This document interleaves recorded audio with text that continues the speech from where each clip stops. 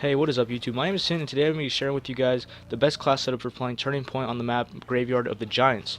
Now my KD with this class went from a 1.50 to 1.90. I've played about 30 matches at Turning Point and I've only lost 2. So overall, at least for my playing style and for myself, this class has been incredible. I hope that the same can happen for you. If not, hopefully you at least take something away from this video.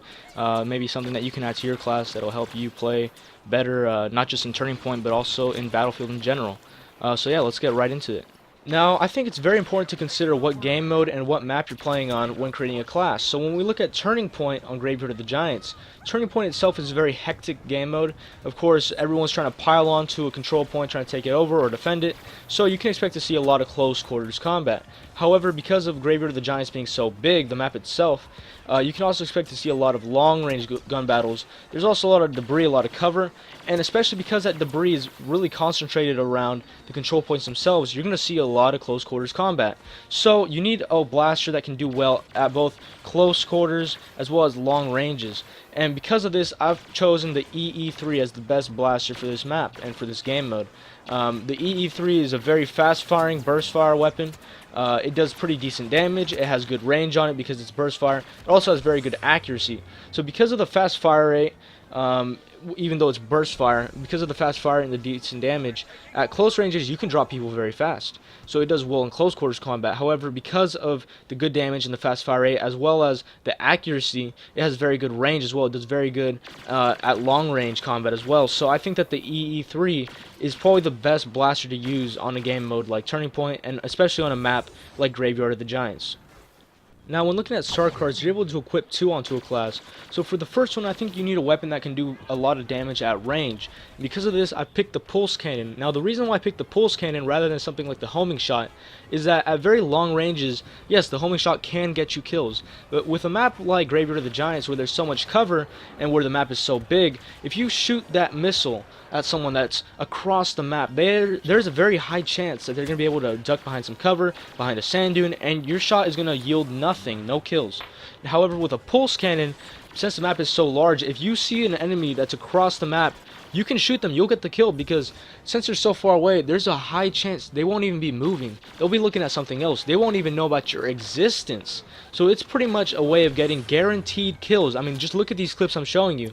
There's people across the map who have no idea that I'm actually looking at them or that I'm even there, and I'm just picking them off one by one, getting free kills basically. Now for the second star card slot, I've picked something that is pretty good on many maps. However, it's very, very effective on a map like Graveyard of the Giants that is so big, so open, there's no ceiling to worry about, and that is the jump pack. Now just look at these clips. You're able to jump up, just fly over people, just get behind them, get in behind, and there's pretty much guaranteed kills again. I mean, look at this. They don't even know you're there. I mean, the jump pack is so effective because A, you're able to get into spots and places and just such a tactical advantage. You're at such a tactical advantage because you can get to places and spots the enemy didn't even expect you to be there, and you get pretty much free kills. You just shoot them in the back, you shoot them in the side. It's very easy to get kills with the jump pack when you use it right. And the other reason why I really like it is because you can use it to get away. Look at this. This guy throws a thermal detonator at me, and it still gets me down to like 68 health. However, because I was able to jump pack out of there, I didn't die. That's the beauty of the jump pack. I cannot tell you how many times the jump pack has either saved my life or pretty much gotten me free guaranteed kills. That's why I think that the jump pack is probably the most effective second star card for you to use on a map like Graveyard of the Giants and on a game mode like Turning Point. When looking at what charged star card to use, one could make the argument that the ion shot when you're part of the rebels could be good, and I agree. You know, the ion shot is pretty good when you're part of the rebels because, of course, there's all those Imperial ATSs you got to worry about, and it helps you take them out. However, I think that the scan pulse is without a doubt the best charged star card that I've used in the game so far. Just look at this, you know, you're able to just know exactly where the enemy is. You're able to position yourself in a way that you can just pick them off one by one. You know, it's too easy with the scan pulse, you know, it helps you get a lot of kills.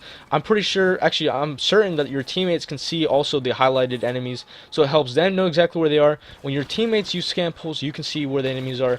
It's a very, very good charged star card, and I recommend you to use it not just on this map, but on pretty much every map, every game mode. It's very effective, very effective. Now, the last thing you have in your class, if you're over level 15, is your trait.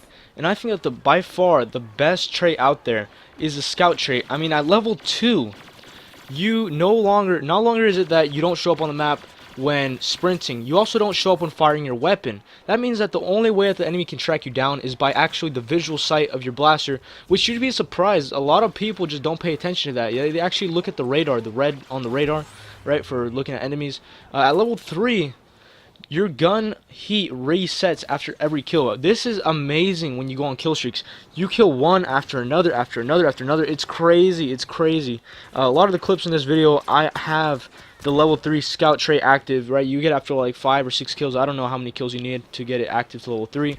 But it's amazing. I recommend it for every game mode. Just like the scan pulse charge start card. It is amazing. It is flat out amazing. I cannot say that any one of the other any one of the other traits is better than scout.